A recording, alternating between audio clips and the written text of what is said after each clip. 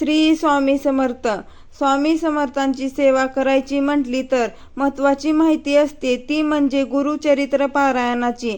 आणि भरपूर लोकांना माहीत नाही की गुरुचरित्र पारायण कसे करावे, कधी करावे. आणि भरपूर लोकांनी पारायण केले सुद्धा आहे. त्यांना चमत्कारी अनुभव सुद्धा आले आहेत. त्यांच्या इच्छा सुद्धा पूर्ण झाल्या आहेत. आणि भरपूर लोक नेहमी विचारत असतात की गुरुचरित्र पारायण कधी करावे, कोणत्या शुभ दिवशी करावे, कसे करावे, कोणत्या पद्धतीने करावे. तर आजच्या या व्हिडिओमध्ये संपूर्ण माहिती सांगणार आहे. पारायण करण्याचा शुभ काळ आणि शुभ दिवस कोणताच नसतो. तुम्ही कधीही पारायण करू शकता. परंतु मार्गशीर्ष महिन्याचं एक विशेष महत्त्व असतं. कारण या महिन्यात दत्त जयंती येत असते आणि गुरुचरित्रामध्ये श्री दत्ताचेच उल्लेख केला आहे. म्हणून दत्त जयंतीनिमित्त भरपूर सेवेकरी पारायण करत असतात. केंद्रात, मठात सुद्धा मोठमोठे पारायणाचे कार्यक्रम केले जातात.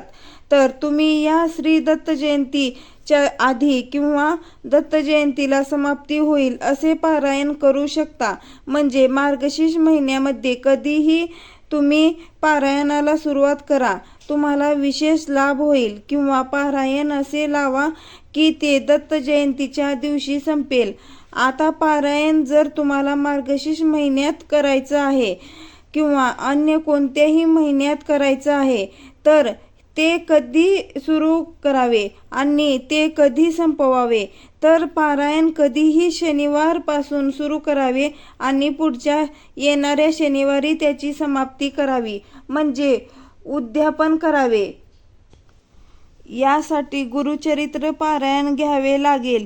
हे स्वामींच्या केंद्रात आरामात तुम्हाला मिळेल. किंवा आता सध्या ऑनलाईन सुद्धा पारायण मिळते. तर पारायणामध्ये सगळी सविस्तर माहिती दिलेली आहे. आता हे पारायण 7 दिवस केले जाते आणि 7 दिवसाचे नियम सुद्धा पाळावे लागतात. 7 दिवस एकच भाजी किंवा एकच धान्य खावे लागते.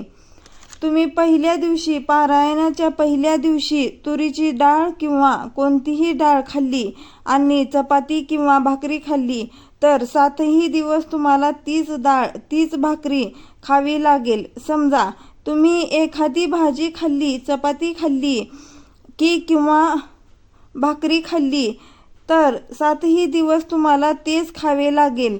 म्हणून पहिल्या दिवशी तुम्ही जे खाणार आहात तेच तुम्हाला 7 दिवस खावे लागेल. यामध्ये एक नियम आहे, तो म्हणजे कांदा लसूण न टाकता ते तुम्हाला खायचे आहे. कांदा लसूणचा वापर अजिबातच करू नका. आता इथे प्रश्न येतो तो आम्ही उपवास करावा की नाही.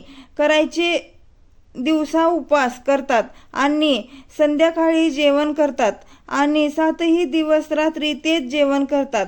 पण काही लोक 2ही वेळेस जेवण करतात. तुम्ही दुपारीही जेवू शकता, रात्रीही जेवू शकता. रात्रीच तुम्हाला काहीतरी खावे लागेल आणि 7ही दिवस दोन्ही वेळेस तेच खावे लागेल.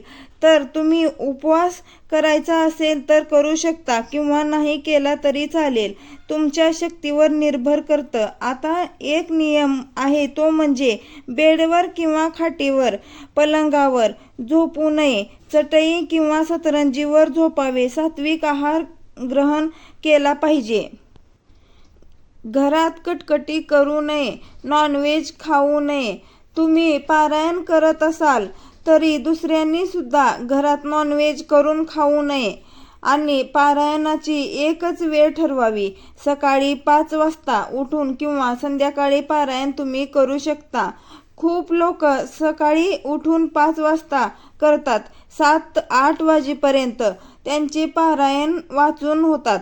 आता किती अध्याय वाचावे हे पारायणामध्ये सविस्तर दिले आहे. पहिल्या दिवशी किती, दुसऱ्या दिवशी किती. तुम्ही गुरुचरित्र पारायण घेतलं तर तुम्हाला सविस्तर माहिती मिळून जाईल.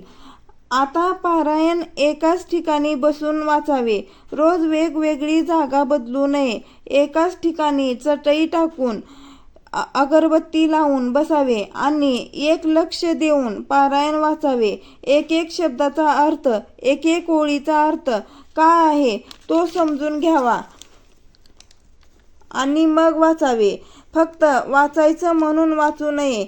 तर हे काही नियम आहेत, ते तुम्ही समजून पारायण करू शकता. व्हिडिओ आवडला असेल तर लाईक करा, शेअर करा, सबस्क्राईब करायला विसरू नका. धन्यवाद.